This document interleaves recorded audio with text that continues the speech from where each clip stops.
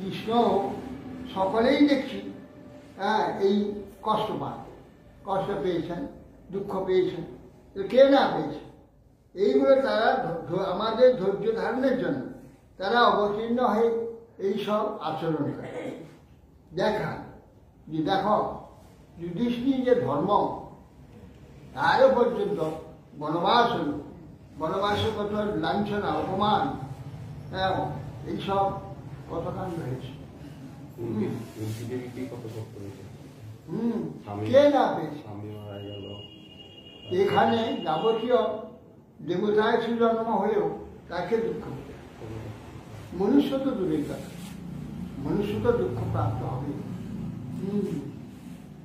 এসে ছদ্মবেশে অহিলাকে সতীর্থ নষ্ট করে ইন্দ্র স্বয়ং দেবরাজ তাকে অভিশনে পাষাণীয়, কতকাল পাষাণ হয়ে পড়ে থাকে। এইভাবে দেখা যায় মহালোক শ্রেষ্ঠ ব্যক্তিরাও মহা দুঃখ পান। এর প্রারব্ধ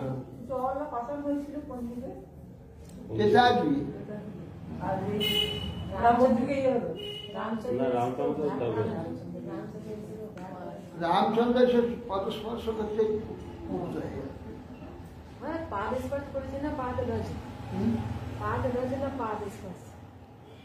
পদস্পর্শ করেছে পহিলার গায়ে,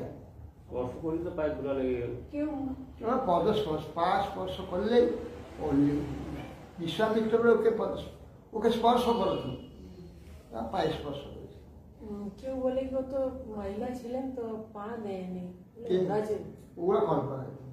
আরে সে তো ব্রাহ্মণী তখন ছিল না, তখন পাষাণী, পাষাণে পা রাখতে কি আছে। যখন চেতন ব্রাহ্মণী হয়ে গেল তখন আর তো পারবেন না।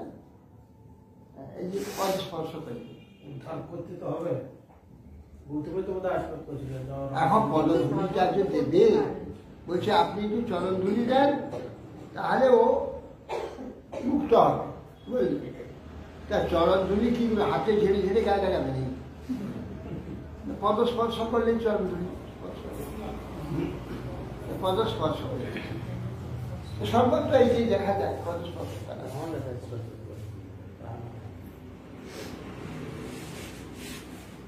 শ্রী বসুদেব বাস করবৈ বার্ষিক দত্ত রাজ্যের নিষ্কাময়ং চম নেহাং স্থেয়ং বহুতীর্থং সন্ত উৎপাত।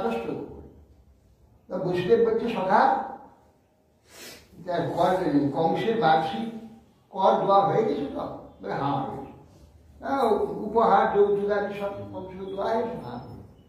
হ্যাঁ, বার্ষিক কর তো নেবে সেটা যে নাকি খান ইয়ে আছে, যারা নাকি কোষাধ্যক্ষ সে নেবে, কংসের হাতে তো নেবে না, কংস রাজা হাতিবার কর নেবে না, সে তো তার কর্মচারী নেবে। কিন্তু উপহারগুলো তার সঙ্গে নিয়ে আসবে। বার্ষিক কর উপহার আনি সব দিয়েছে তো? হ্যাঁ। তাহলে তুমি বেশি দিন এখানে আসতে পারবে, তোমার গোকুলেতে উৎপাদ হওয়ার সম্ভাবনা আছে। নষ্ঠেয় বহুতীর্থ, বহুদিন এখান থেকে না, নষ্ঠেয় বহুতীর্থ।